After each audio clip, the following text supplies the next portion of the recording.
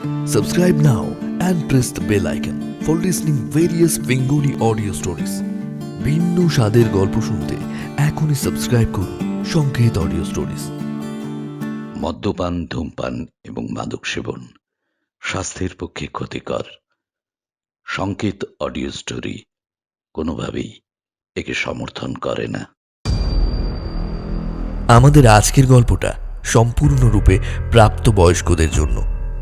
গল্পে উল্লেখিত ভূত, প্রেত, তন্ত্রমন্ত্র বা কালো জাদু শুধুমাত্র গল্পের রোমাঞ্চকর প্লট তৈরির জন্য ব্যবহার করা হয়েছে, কোনো রকম অন্ধবিশ্বাসকে প্রশ্রয় দেওয়ার জন্য নয়। সংকেত অডিও স্টোরিতে আজ আপনারা শুনবেন একটি হাড়হিম করা গ্রাম বাংলার ভূতের গল্প, মেছো। সমগ্র পরিচালনায় টিম সংকেত অডিও স্টোরি। আজকে গল্প পাঠে এবং গল্পের সূত্রধার আমি অরূপ। শুরু করছি আমাদের আজকের গল্প, মেছো।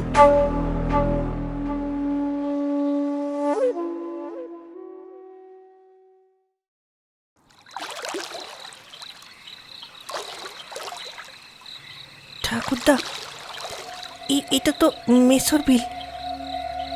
এখানে এলে কেন? চুপ কর, একদম চুপ কর।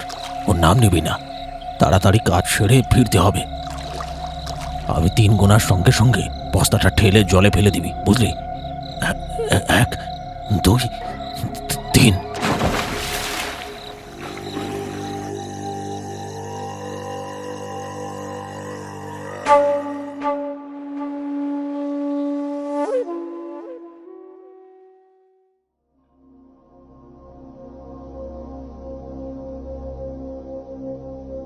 নদীর ধারে ছোট্ট শান্ত একটা গ্রাম, জলেশ্বরী।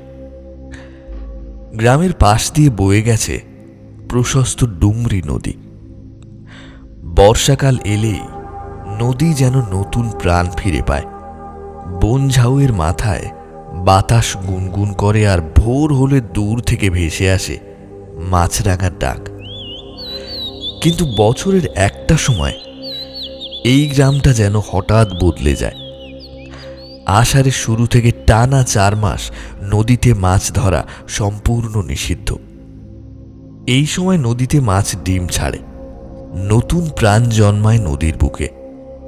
এই প্রাণকে রক্ষা করতেই বন দপ্তর আর মৎস্য দপ্তরের লোকজন একদিন সকালে লঞ্চ নিয়ে এসে গ্রামের প্রতিটি ঘাটে ঘাটে নৌকা গুনে রাখে। মাছ ধরার জালগুলো খুলে নিয়ে যায়।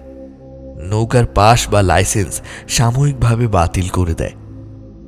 কেউ যাতে লুকিয়ে নদীতে জাল ফেলতে না পারে তার জন্য রাত দিন নদীপথে টহল চলে। এই নিয়ম বহু বছরের।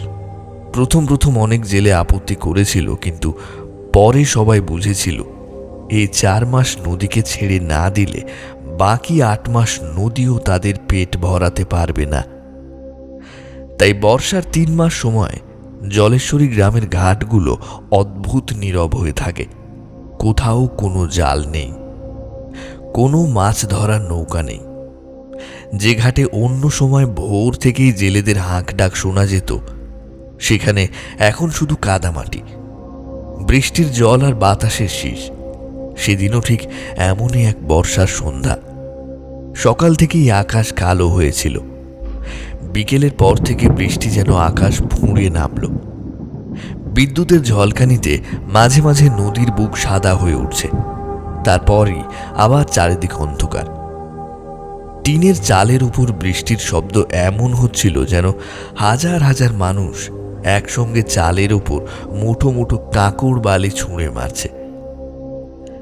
গ্রামের এক কোণে পুরনো আম গাছের নিচে খড়ের চালা দেওয়া একটা ছোট্ট দেশি মদের ঠেক। বাইরে বৃষ্টির জন্য আজ লোকজন নেই বললেই চলে। ভেতরে মাটির বেঞ্চে মুখোমুখি বসে আছে 2 জন, গোপাল আর তনু। দুজনের সামনেই কাঁচের গ্লাস, মাঝখানে দেশি মদের বোতল। এই 2 বন্ধুর নাম উচ্চারণ করলেই জলেশ্বরী গ্রামের অনেকেরই কপাল কুঁচকে উঠত। দুজনেরই বয়স 40-এর আশেপাশে। ছোটবেলায় অভাব ছিল, কিন্তু শুধু অভাব মানুষকে খারাপ করে না, লোভ, নেশা আর অন্যের সর্বনাশ করার স্বভাবই ওদের আসল পরিচয় হয়ে উঠেছিল। গ্রামের এমন কোনো পুকুর ছিল না যেখানে ওরা গভীর রাতে চুপি চুপি জাল ফেলেনি। ভোরের আগে মাছ তুলে নিয়ে বাজারে বিক্রি করে দিয়েছে। আর সকালবেলায় পুকুরের মালিক এসে খালি জাল ছাড়া আর কিছুই পায়নি। কারো হাঁস হারালে, কারোর ছাগল উধাও হলে লোকজন প্রথম সন্দেহ করত গোপাল আর দনুকে। কিন্তু ওরা এত ধূর্ত ছিল যে হাতে নাতে ধরা পড়ত না কখনো। দেশি মদের নেশা ছিল ওদের রক্তে মিশে। দিনের আলো ফুরোতে না ফুরোতেই বিশুদার চায়ের দোকানের পাশে ঠেকে বসে যেত দুজনে। নেশা চললেই গালাগালি, অশ্রাব্য ভাষা, মারামারি, হুমকি সবই যেন ওদের কাছে নতুন খেলা। গ্রামের ছেলেমেয়েরা সন্ধ্যের পর ওদের সামনে দিয়ে হাঁটতেও ভয় পেত। গ্রামের বৃদ্ধরা বলতেন, পেটের দায়ে মানুষ ভুল করতে পারে, কিন্তু গোপাল দনুর ভুল পেটের জন্য নয়। ওদের লোভের কোনো শেষ নেই। ফল যা হওয়ার তাই হলো। একে একে গ্রামের সব মানুষ ওদের থেকে দূরে সরে যায়। কোনো পূজা, কোনো বিয়ে, কোনো সামাজিক অনুষ্ঠানে আর ওদের ডাক পড়তো না। কেউ অসুস্থ হলে সারা গ্রাম ছুটে যেত, কিন্তু গোপাল বা দনুর বাড়িতে কোনো বিপদ এলে খুব কম মানুষই খোঁজ নিতে যেত। সবাই মনে মনে বিশ্বাস করত, যে মানুষ সারা জীবন অন্যের চোখে জল দেখে হাসে, একদিন তার নিজের কান্না শোনারও কেউ থাকবে না। তবু আশ্চর্যের কথা, এত অপকর্ম করেও গোপাল আর দনুর মনে কখনোই অনুতাপ জাগেনি। বরং তারা বিশ্বাস করত, চালাকি করেই মানুষ বড় হয়, সৎ থেকে কোনোদিন পেট ভরে না। দনু গ্লাসে চুমুক দিয়ে বাইরের বৃষ্টির দিকে তাকিয়ে বলল,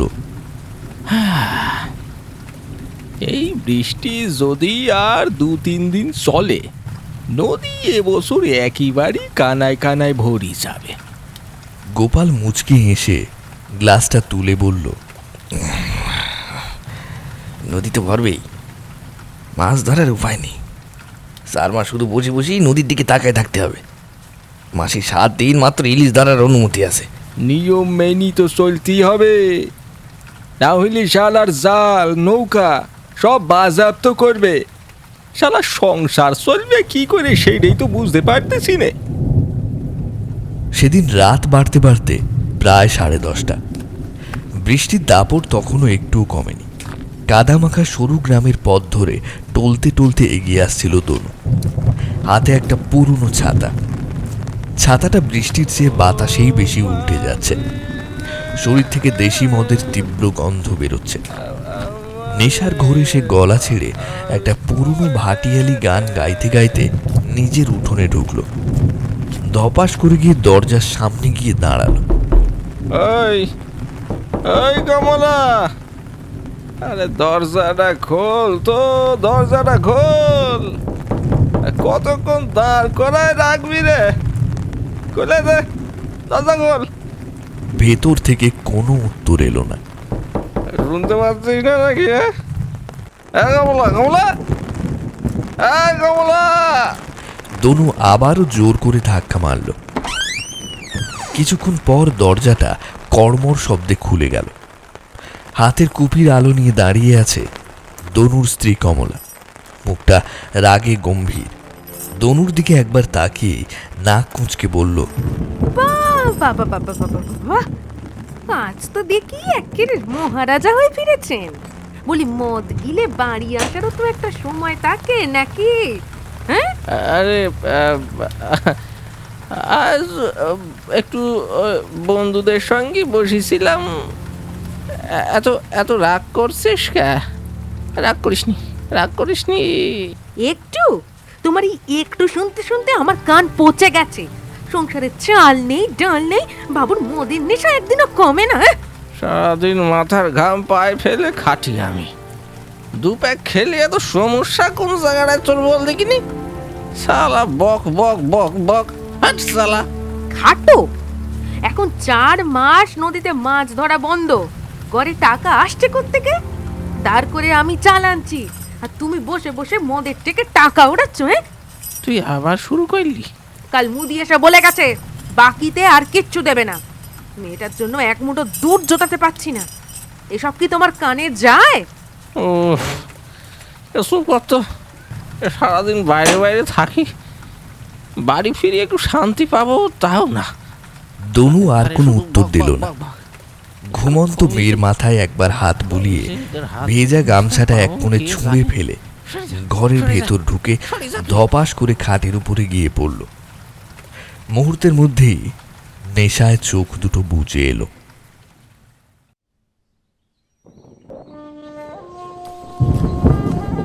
সারা রাত বৃষ্টির পর আকাশে এখনো মেঘের আনাগোনা, মাঝে মধ্যে টিপটিপ করে বৃষ্টি পড়ছে। গামছা কাঁধে ফেলে হাতে পুরনো বাজারের ব্যাগ নিয়ে বাড়ি থেকে বেরোলো গোপাল। বাড়িতে বলে এসেছে বাজারে যাচ্ছে, যদিও তার পকেটে বাজার করার মতো টাকাই নেই। যা ছিল গতকাল মদের ঠেকেই সব উড়ে গেছে। তবুও খালি হাতে বাড়িতে বসে থাকলে কমলার মতো তার স্ত্রীও প্রশ্নের পর প্রশ্ন করবে, সেই ভয়েই বেরিয়ে পড়া। গ্রামের মোড়ে বিশুদার চায়ের দোকান, বাঁশের বেড়া, টিনের চাল, সামনে লম্বা কাঠের বেঞ্চ। সকালবেলা গ্রামের বেশিরভাগ লোকজনেরই আড্ডার জায়গা এটা।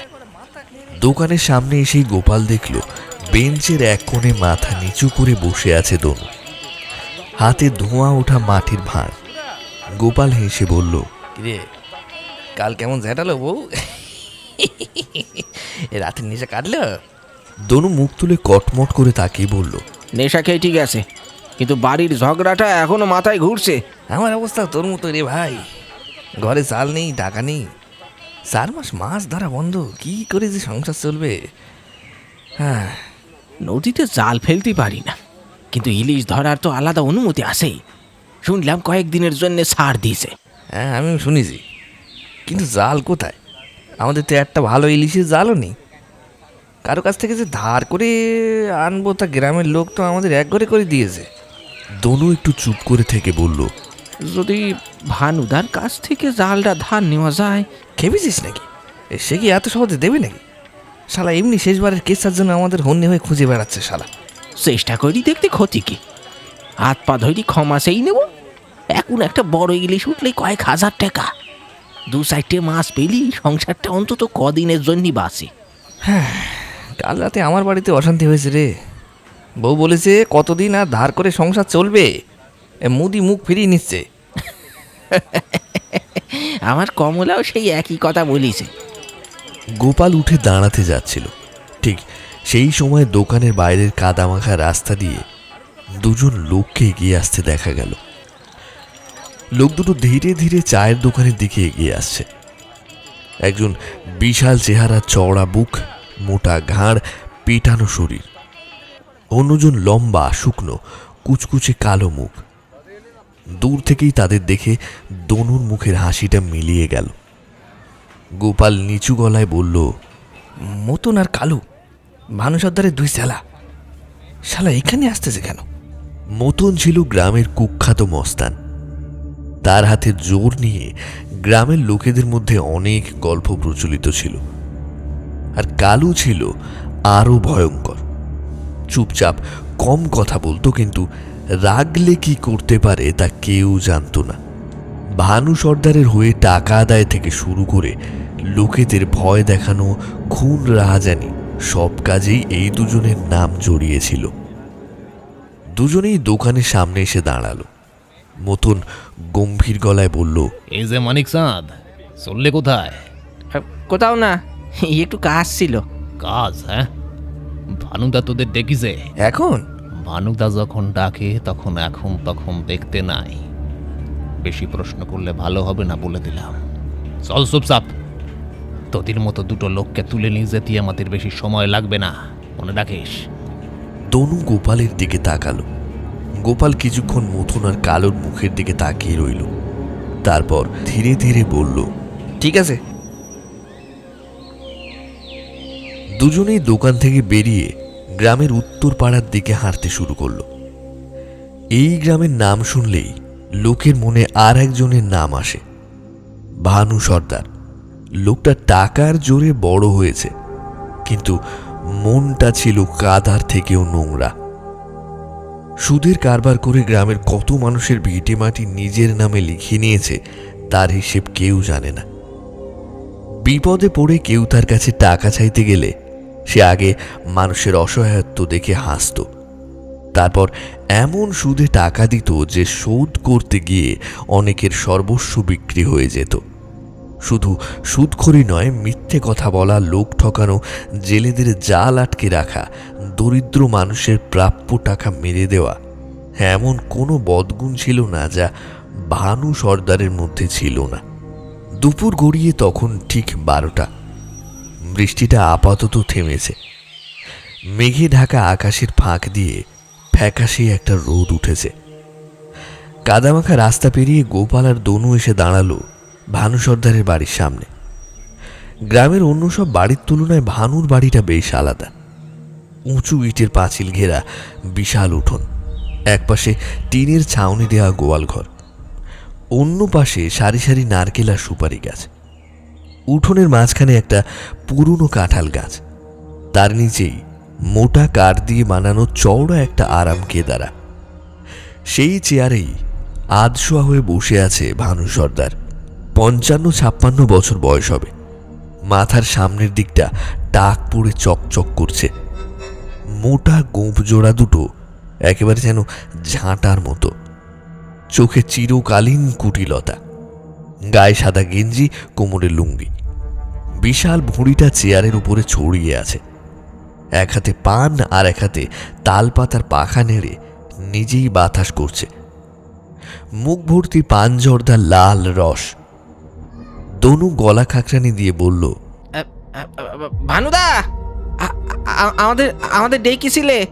ভানু সর্দার ধীরে ধীরে চোখ তুলে তাকালো, তারপর ঠোঁটের কোণে বিদ্রুপের হাসি ফুটিয়ে বলল, বাবা, সূর্যটা আজ পশ্চিমে উঠল নাকি?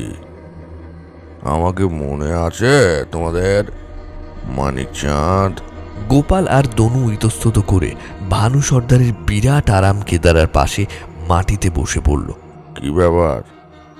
বলি, সেই যে টাকা কড়ি নিয়ে কেটে পড়লে, আর তো টিকিটিও খুঁজে পাওয়া গেল না, হ্যাঁ?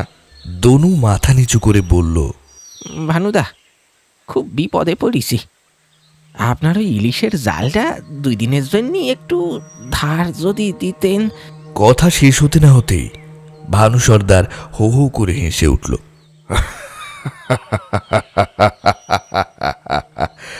আমার জাল তোদের হাতে?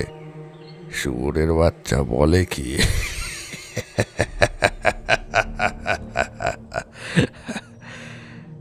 গোপাল কাচুমাচু মুখে বলল, না ভানুদা, এবারের মতো একটু সাহায্য করুন না। ভানুর মুখের হাসি মিলিয়ে গেল। সে চোয়াল শক্ত করে একটু সামনের দিকে ঝুঁকে দাঁত কিড়মির করে বলল, আরামজাদা দুটো, এখন বিপদে পড়েছিস বলে আমার কথা মনে পড়ছে। সেবার পাইক পাড়া সেই মেয়েটার কথা মনে আছে? কত বড় বড় কথা বলেছিলি। ভানুদা, সব ব্যবস্থা হয়ে যাবে। আমার কাছ থেকে টাকাও নিলি, তারপর টাকা নিয়ে আর দুজনের টিকিটিও খুঁজে পাওয়া যায়নি। আরে ভানুদা, ওই একটাই ভুল হয়ে গিয়েছিল। আপনি এখনো ওই কথা মনে রেখেছেন নাকি? মনে রাখবো না? আমার টাকা মেরে আমার সামনেই দাঁড়িয়ে আসছিস। রাগ করবেন না ভানুদা, এ ভুল আর হবে না। আপনি যা বলবেন তাই হবে। আপনার কোনো কাজ থাকলে আগে সেটাই করব, তারপর জালটা ফেরত দিয়ে দেবো। আপনাদের নিরাশ করব না, বিশ্বাস করুন ভানুদা।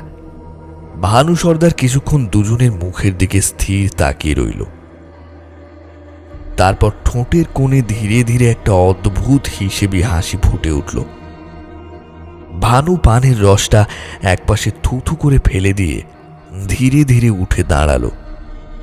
তারপর দুহাত পেছনে রেখে উঠোনের কয়েক পা হাঁটল। মনে হচ্ছিল মাথার ভেতর কোনো গভীর হিসেব করছে। হঠাৎ থেমে গোপাল আর দনুর দিকে ফিরে বলল, ঠিক আছে, তোদের জাল আমি দিতে পারি, তবে বিনা স্বার্থে ভানু সর্দার কোনো দিন কাউকে কিছু দেয় না। আগে একটা কাজ করে দিতে হবে। আজ রাতে তোদের মাছ ধরতে যেতে হবে মেছুর বিলে। কথাটা শুনেই গোপালের মুখের রং ফ্যাকাশে হয়ে গেল। দনুরও যেন বুকের ভেতরটা ধক করে উঠল। দুজনেই একে অপরের মুখের দিকে তাকিয়ে রইল। কয়েক মুহূর্ত পরে দনু কাঁপা কাঁপা গলায় বলল, কি কি কি বলছেন ভানুদা? মেসর বিলে? ছোটবেলা থেকে শুনে আসছি সন্ধ্যের পর ওই বিলের ধারে কেউ দাঁড়ায় না। কত লোক নাকি ওখানে গিয়ে আর ফেরেনি। ভানু সর্দার বিরক্ত হয়ে হাত নেড়ে বলল, আজ রাতেই তোদের মেছুর বিলে যেতে হবে। যদি বেঁচে ফিরতে পারিস এই জাল দড়ির সঙ্গে আমার সমস্ত টাকা মাফ করে দেব। আর যদি রাজি না হোস তাহলে দুদিনের মধ্যে আমার সমস্ত টাকা সুদে আসলে বুঝে নেব। না হলে তোদের শরীরের প্রত্যেকটা অঙ্গ কেটে কুকুরকে খাইয়ে দেব। উঠোনের উপর দিয়ে হঠাৎ এক ঝলক বাতাস বয়ে গেল। দূরে কোথাও মেঘ গর্জে উঠল। গোপাল আর দনু ভানু সর্দারের বাড়ির উঠোন থেকে বেরিয়ে গেল। তারা দুজনই রাস্তার বাঁকে অদৃশ্য হয়ে যেতেই মতন ধীরে ধীরে ভানু সর্দারের কাছে এসে দাঁড়ালো। নিচু গলায় বলল, ভানুদা, মেসর বিলে তো কেউ বেঁচে ফিরিয়ে আসি না গো। ওই দুটোকে সেখানে পাঠাচ্ছ কেন? ভানু সর্দার পানের রস থু করে ফেলে ঠান্ডা গলায় বলল, শালা আমার সঙ্গে চিটিংবাজি। এবার বুঝবে ভানু সর্দারের সঙ্গে চালাকি করার ফল কি। মেছর বিল ওদের সব হিসেব মিটিয়ে দেবে। ভানু সর্দারের বাড়ি থেকে বেরিয়ে আসার পর থেকেই গোপালের বুকের ভেতরটা কেমন যেন ছটফট করতে লাগলো। আকাশে আবার কালো মেঘ জমাট বাঁধতে শুরু করেছে। হাঁটতে হাঁটতে দনু বলল, বুঝলি গোপাল, শালা ভানু সর্দার আমাদের থেকে কিছু লুক হচ্ছে। বেটা নিশ্চয়ই কিছু একটা মতলব আছে, দেখাই যাক। গোপালের সেসবে ভ্রুক্ষেপ নেই। হাঁটতে হাঁটতেই হঠাৎ যেন বহু বছরের পুরনো একটা স্মৃতি মনের ভেতরে ভেসে উঠতে চাইল। তখন গোপালের বয়স ৮-৯ বছরের বেশি হবে না। এক বর্ষার রাতে ঠাকুরদা হরিপদর হাত ধরে কোথায় যেন গিয়েছিল সে। দুপাশে কাশবন, কোমর সমান ঘাস, ছোট সরু একটা খাল, সবকিছু যেন আজও চোখের সামনে স্পষ্ট। সেদিনও এমনই মেঘলা আকাশ ছিল। মনে আছে অনেক দূরে একটা বিশাল বিলের ধারে দাঁড়িয়েছিল। গোপাল অবাক হয়ে জিজ্ঞেস করেছিল কেন তারা এখানে এসেছে। হরিপদ সেদিন কোনো উত্তর দেয়নি, শুধু তাড়াতাড়ি তাকে নিয়ে সেখান থেকে চলে এসেছিল। তারপর দিনের পর দিন, বছরের পর বছর সুযোগ পেলেই গোপাল একই প্রশ্ন করেছে, কিন্তু আশ্চর্যের বিষয় হরিপদ প্রতিবারই উত্তর এড়িয়ে গেছে। ছোটদের এসব জানতে নেই বাবা। ঈশ্বরের কাছে কামনা করব যেন জানার কোনোদিন প্রয়োজন না পড়ে। আজ এত বছর পর ভানু সর্দারের মুখে মেছো বিলের নামটা শুনেই সেই বিস্তৃত স্মৃতি যেন হঠাৎ মনের গভীর থেকে জেগে উঠল। এই ভাবনাটাই আর তাকে স্থির থাকতে দিল না। সে প্রায় দৌড়ে বাড়ির দিকে রওনা দিল। দুজনেই গ্রামের মোড়ে এসে আলাদা হয়ে গেল। বাড়ি ফিরতে গোপাল দেখল ঘরের ভেতর আধো অন্ধকার। মাটির দেওয়ালের এক কোণে ছোট্ট একটা ঠাকুর ঘর। সেখানেই একটি পিতলের প্রদীপ টিমটিম করে জ্বলছে। ঠাকুর ঘরের সামনেই খাটিয়ায় বসে তামাক খাচ্ছিল গোপালের বৃদ্ধ ঠাকুরদা হরিপদ। বয়স ৮০-র কাছাকাছি। চোখে আবছা ছানি পড়েছে, মুখে গভীর ভাঁজ, মাথা ভর্তি সাদা চুল। গোপাল ধীরে ধীরে গিয়ে ঠাকুরদার পাশে বসে পড়ল। বৃদ্ধ একবার নাতির মুখের দিকে তাকিয়ে বলল, কিরে, মুখটা এমন শুকনো কেন? গোপাল একটু ইতস্তত করে বলল, ঠাকুরদা, একটা কথা তোমার জিজ্ঞেস করব। যে কথাটা বহুবার তোমারে আমি জিজ্ঞেস করেছি, কিন্তু তুমি প্রত্যেকবারই না করে দিয়েছো। আজ আমার জীবন মরণের ব্যাপার। সত্যি করে বলো তো ঠাকুরদা, মেসোকে? কথাটা শুনে হরিপদর হাতে ধরা হুঁকোটা হঠাৎ করে যেন থেমে গেল। কয়েক মুহূর্ত তিনি চুপ করে রইলেন। প্রদীপের কাঁপা আলোয় তার মুখটা কেমন যেন গম্ভীর হয়ে উঠল। তারপর ধীরে ধীরে বললেন, আমি অত শত জানি না রে, তবে ছেলেবেলায় তোর বড় দাদার মুখে একবার একটা গল্প শুনেছিলাম। অনেক বছর আগে ওই বিলটা নাকি সাধারণ বিল ছিল না। লোকজন বলতো ওখানে দেহ আছে, সে ওই বিল পাহারা দেয়। বাতাসের ঝাপটা এসে প্রদীপের শিখাটা দুলে উঠল। হরিপদ আবার বললেন, তবে একটা কথা সবাই বলতো, মেছর বিলে কেউ কোনোদিন খালি হাতে ফেরে না। ওই বিলে যে যায় সে কিছু না কিছু নিয়েই ফেরে। কারো জালে অঢেল মাছ ওঠে, কেউ অদ্ভুত জিনিস খুঁজে পায়, আবার কারো ভাগ্যে অন্য কিছু জোটে। কিন্তু কিন্তু কিন্তু কি? মেঠো কখনো কাউকে বিনা দামে কিছু দেয় না। যা দেয় তার বদলে তার মূল্য দিতে হয়। কি মূল্য দিতে হয় ঠাকুরদা? ভোগ দিতে হয়, মানুষের ভোগ। ঘরের কোণে জ্বলতে থাকা ছোট্ট প্রদীপের শিখাটা মাঝে মাঝে কেঁপে উঠছে হালকা হাওয়ায়। বাইরে তখন মেঘে ঢেকে গেছে আকাশ। দূরে কোথাও একটা পেঁচা কর্কশ স্বরে ডেকে উড়ে গেল। তারপর আবার সব নিস্তব্ধ। বৃদ্ধ হরিপদ ধীরে ধীরে বললেন, তোকে আরেকটা কথা বলি গোপাল, এই কথাটা আমি কোনোদিন কাউকে বলিনি। আমার বাবা মৃত্যুর আগের রাতে আমাকে বলেছিলেন, হরি, এই কথা কখনো কাউকে বলিস না। মানুষ লোভী জাত, লোভের কথা শুনলেই সর্বনাশ ডেকে আনে। বাবা বলতো মেছোকে ডাকার নিয়ম বড় অদ্ভুত। সেখানে মন্ত্র নেই, পুরোহিত নেই, শুধু অমাবস্যার গভীর রাত। চারিদিকে এমন অন্ধকার যেন আকাশ পাতাল এক হয়ে গেছে। তখন নৌকা নিয়ে বিলের ঠিক মাঝখানে যেতে হয়। নৌকা নিজে থেকে স্থির হয়ে যাবে। তখন একটা মোমবাতি জ্বালিয়ে নিজের অস্তিত্বের সামান্য চিহ্ন হিসেবে বা হাতের বুড়ো আঙুল কেটে 3 ফোঁটা রক্ত জলে সমর্পণ করে বিলের দিকে তাকিয়ে এই ছড়াটা বলতে হয়, বিলের জলে জ্বলল আলো, নামলো আধার, বেজায় কালো, ভোগ এনেছি দেখ রে এসে, মেছো তুই আয় রে উঠে। ঘরের ভেতর যেন হঠাৎ আরো ঠান্ডা হয়ে এলো।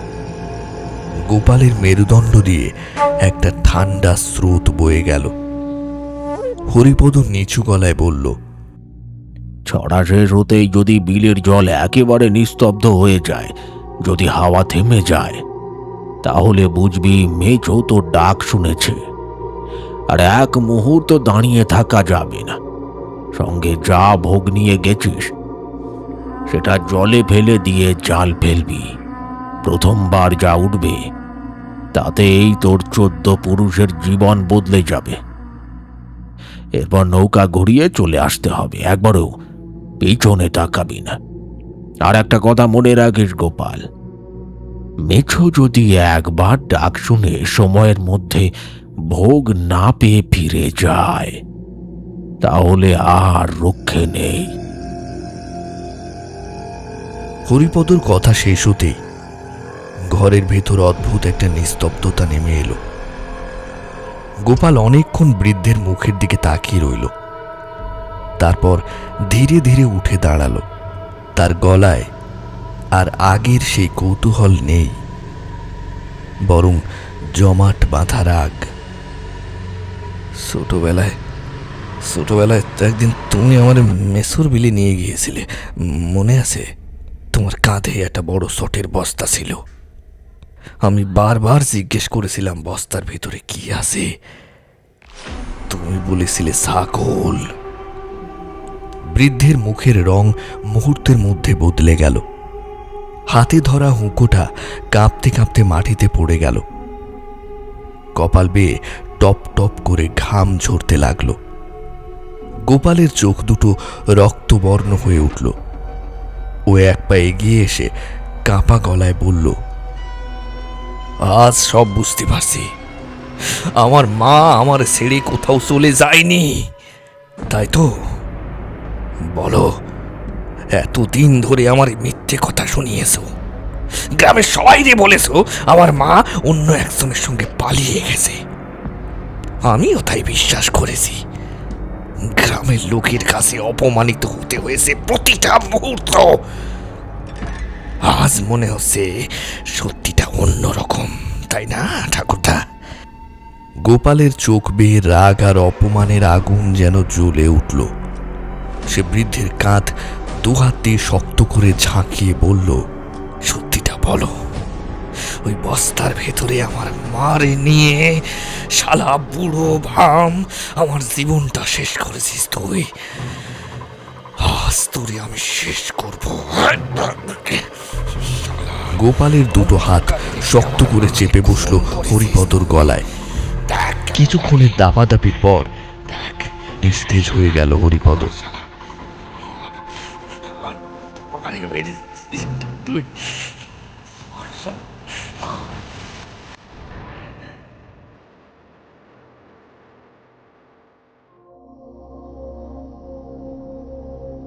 জলেশ্বরী গ্রামের দক্ষিণ দিকে একটা ছোট্ট পাড়া ছিল, জেলে পাড়া। কুসুম প্রায় জেলে পাড়ায় খেলতে আসতো। বয়স তার বছর 6। সারাদিন বাড়িতে থাকতে একেবারে ভালো লাগতো না, তাই বিকেল হলেই কখনো পুতুল নিয়ে কখনো পাড়ার অন্য বাচ্চাদের সঙ্গে খেলতে খেলতে সে চলে আসতো এই দিকটায়। সেদিনও তাই হলো।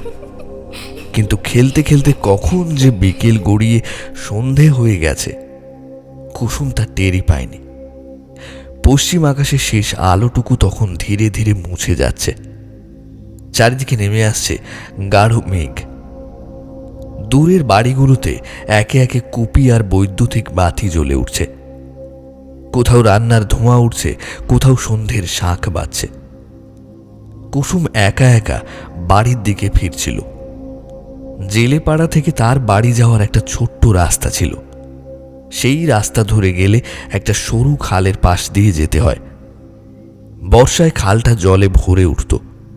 দুধারে কচুরিপানা, বুনো ঘাস আর ঝোপঝাড়। খালের বাঁকে দাঁড়িয়েছিল একটা বিশাল পুরনো বটগাছ। গাছটার বয়স কত তা গ্রামের কেউ জানত না। তার মোটা মোটা ঝুড়ি মাটিতে নেমে এসে এমনভাবে ছড়িয়ে পড়েছিল যে দূর থেকে মনে হতো এক অতি প্রবীণ বৃদ্ধ ক্লান্ত শ্রান্ত শরীর নিয়ে বসে আছে। দিনের বেলাতেও বটগাছটার তলায় বেশ অন্ধকার হয়ে থাকত। আর সন্ধ্যের পর ওই পথ দিয়ে একা যেতে গ্রামের বড়রাও খুব একটা পছন্দ করত না। কুসুম অবশ্য এসব আমল দেয় না, নিজের মনেই হাঁটছিল। হঠাৎ তার মনে হলো তার পেছন পেছন কেউ যেন হেঁটে হেঁটে আসছে। কুসুম থেমে গেল, চারিদিকে একবার তাকালো। কেউ নেই, শুধু কালো জলে হালকা ঢেউ উঠছে। বাতাসে বটগাছের পাতাগুলো তীর তীর করে কাঁপছে। কুসুম ভাবল হয়তো ভুল শুনেছে। সে আবার হাঁটতে শুরু করলো। ঠিক তখনই বটগাছটার পেছন দিক থেকে একটা খসখস আওয়াজ শুনে থমকে দাঁড়িয়ে গেল কুসুম। তার ছোট্ট বুকের ভেতরটা ধক করে উঠল। ধীরে ধীরে মাথা ঘুরিয়ে বটগাছটার দিকে তাকালো।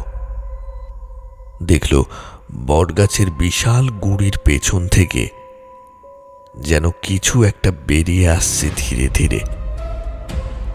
আর সেটা তীব্র বেগে ছুটে এসে ঝাঁপিয়ে পড়ল কুসুমের গায়ে। প্রবল একটা চিৎকার মুখ থেকে বেরিয়ে মুহূর্তের মধ্যে থেমে গেল।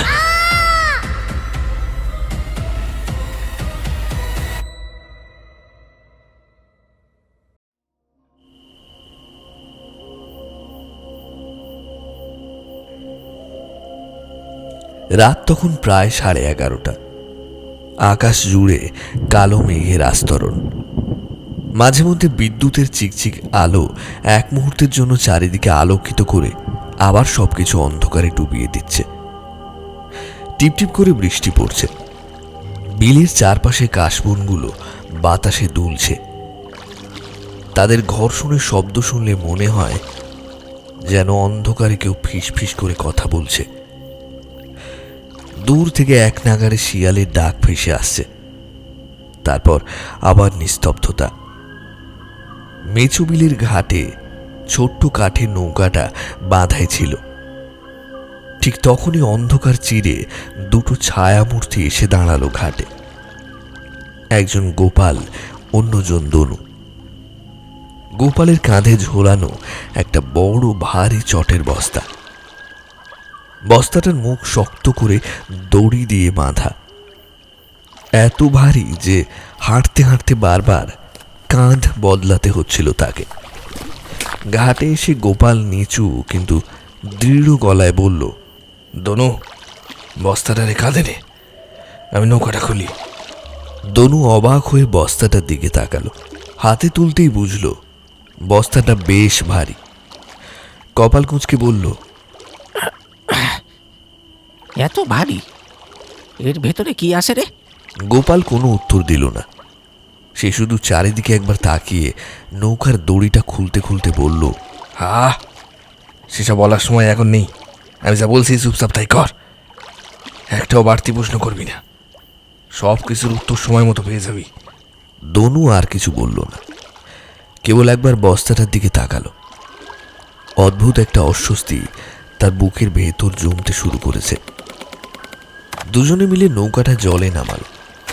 বৈঠার প্রথম টান পড়তেই নৌকাটা ধীরে ধীরে অন্ধকার বিলের বুকের দিকে ভেসে চলল। চারিদিকে শুধু কালো জল, গাঢ় অন্ধকার। মাঝে মধ্যে বিদ্যুতের আলোয় দূরের কাশবনগুলো এক মুহূর্তের জন্য সাদা হয়ে উঠছে। আবার পরক্ষণেই সবকিছু ডুবে যাচ্ছে ঘন কালো অন্ধকারে। বৃষ্টির ফোঁটা টুপটাপ করে পড়ছিল বিলের জলে। কিছু দূর যাওয়ার পর গোপাল বৈঠা থামিয়ে দিল। নৌকাটা এসে দাঁড়ালো বিলের প্রায় মাঝামাঝি একটা নির্জন জায়গায়। চারিদিকে কোনো ঘাট নেই, কোনো ঝোপঝাড় নেই, কোনো মানুষের চিহ্ন নেই।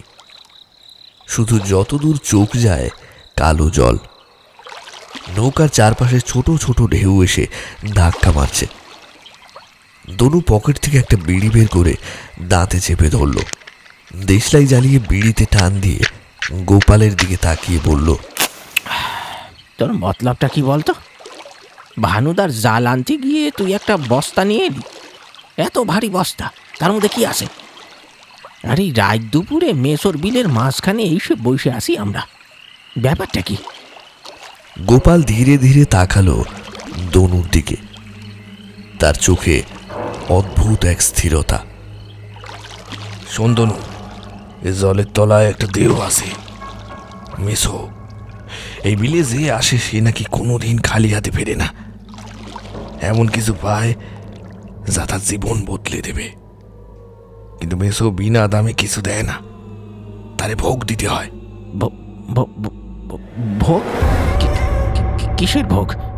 গোপাল কোনো উত্তর দিল না।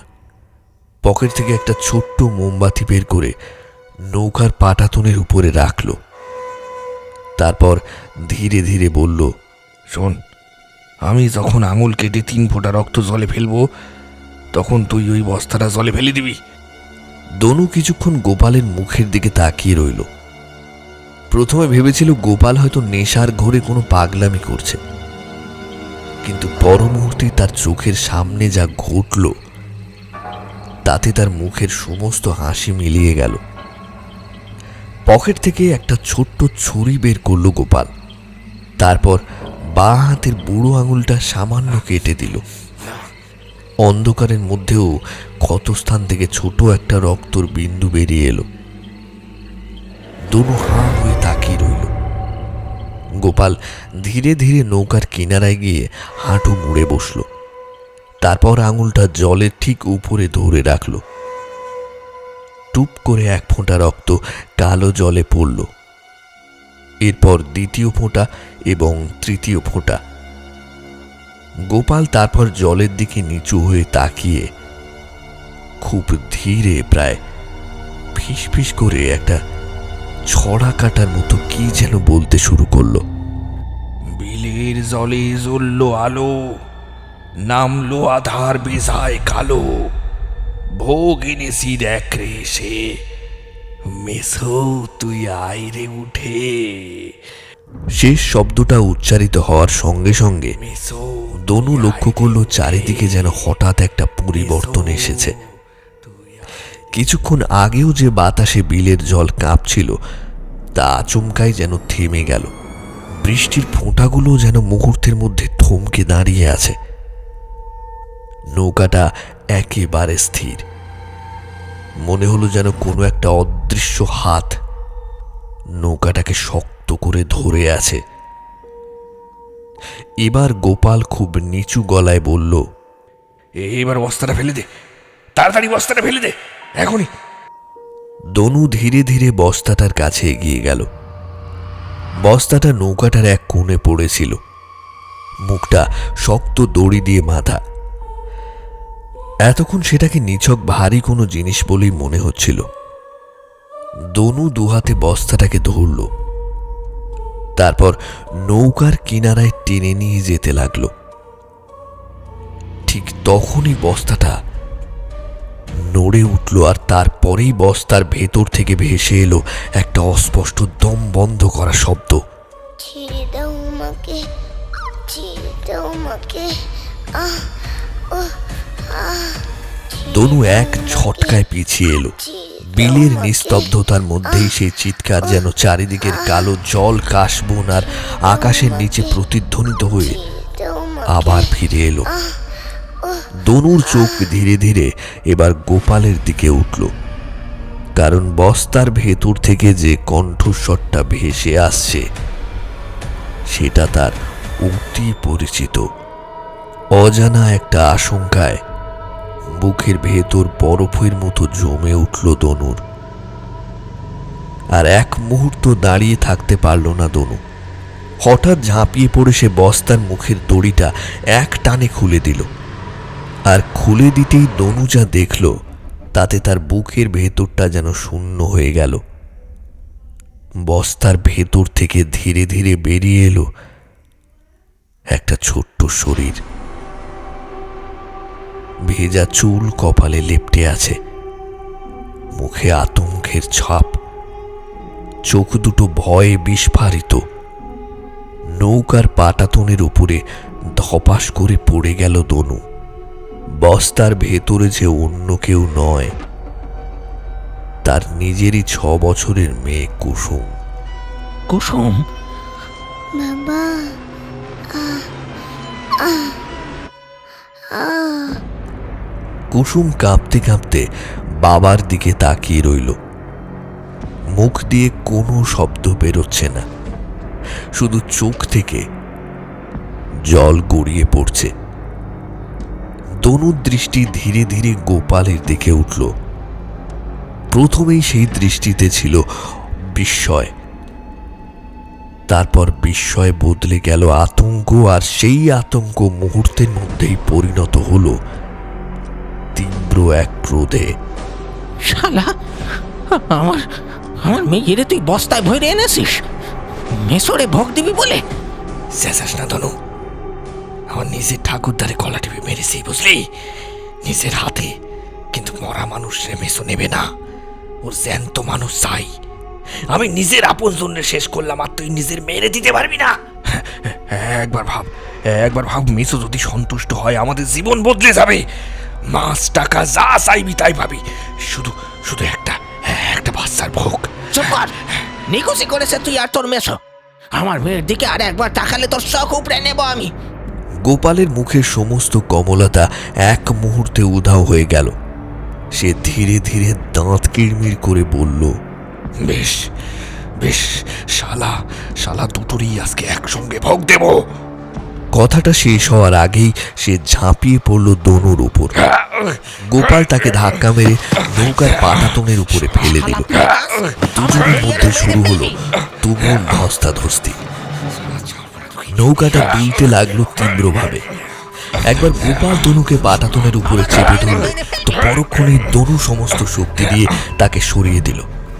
এইভাবে বেশ কিছুক্ষণ চলল মরণ ধস্তাধস্তি। তারপর হঠাৎ গোপাল ভারসাম্য হারিয়ে নৌকা থেকে ছিটকে পড়ল। মরিয়া হয়ে নৌকার কাঠের কিনারা আঁকড়ে ধরেছে গোপাল। দনু নৌকার কিনারায় ঝুঁকতে যাবে ঠিক তখনই দুজনের চোখ একসঙ্গে জলের দিকে চলে গেল। তারা দেখল বিলের কালো জলের তলা থেকে কিছু একটা এগিয়ে আসছে নৌকার দিকে। কালো জলের তলায় সেই ছায়াটা ক্রমশ বড় হয়ে উঠছে। গোপাল আতঙ্কে চিৎকার করে উঠল, দনু আমারে ভাষা, মেসো ভোগটা পেলে আমার শেষ করে দেবে। দনু আমারে টেনে ধর, আমি মরতে চাই না, আমারে ভাষা। তনু কিছুক্ষণ গোপালের দিকে তাকিয়ে দেখল পেছনের কালো জল ধীরে ধীরে ফুলে উঠছে। ধীরে ধীরে জলের ভেতর থেকে দাঁড়িয়ে উঠল বিশাল একটা কালো ছায়ামূর্তি। সারা শরীর ঘন কালো লোমে ঢাকা, দুটো হাত অস্বাভাবিকভাবে লম্বা, আঙুলগুলো মোটা বাঁকানো, আর প্রতিটা আঙুলের ডগায় বড় বড় কালো নখ। গোপাল তখনও নৌকার গা আঁকড়ে ধরে চিৎকার করছে। ততক্ষণে জলের কালো বুকের উপরে দাঁড়িয়ে থাকা সেই বিশাল ছায়ামূর্তির দুটো লোমশ হাত গোপালের শরীরকে শক্ত করে জড়িয়ে ধরেছে। গোপাল শেষবারের মতো নৌকার পাটাতন আঁকড়ে ধরার চেষ্টা করল। তারপর একটা প্রবল ঝাঁকুনি, গোপালের হাতটা নৌকার কিনারা থেকে ছাড়িয়ে গেল। কালো জলের উপর কয়েক মুহূর্ত হাত পা ছোঁড়াছুঁড়ি দেখা গেল। মেছুর বিশাল ছায়াটা তাকে ধীরে ধীরে টেনে নিয়ে চলেছে বিলের অতল গভীরে।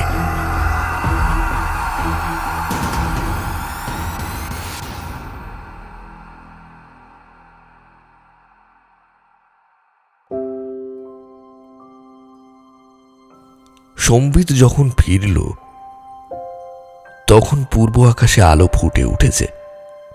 রাত্রে সেই কালো আকাশ আর নেই।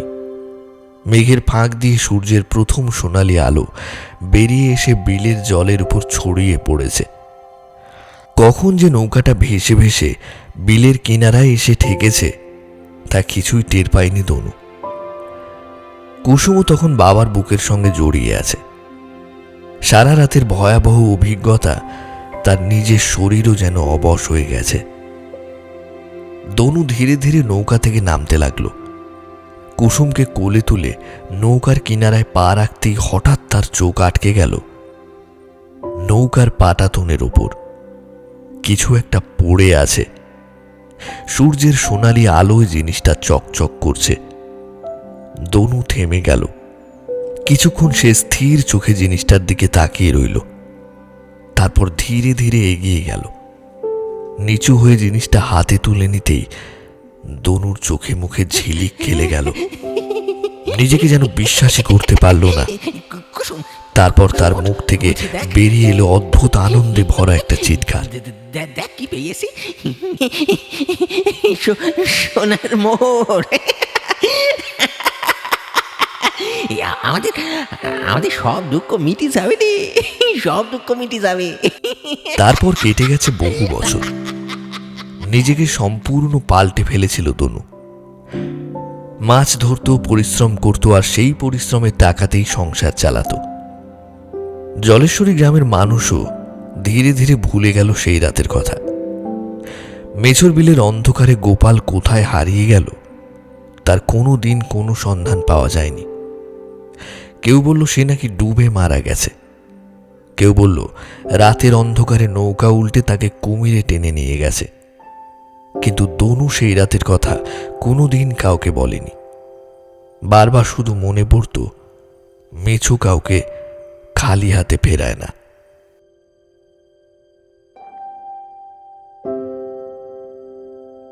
নমস্কার, সংকেত অডিও স্টোরিতে এতক্ষণ শুনছিলেন বিক্রম বিশ্বাসের লেখা মেছো।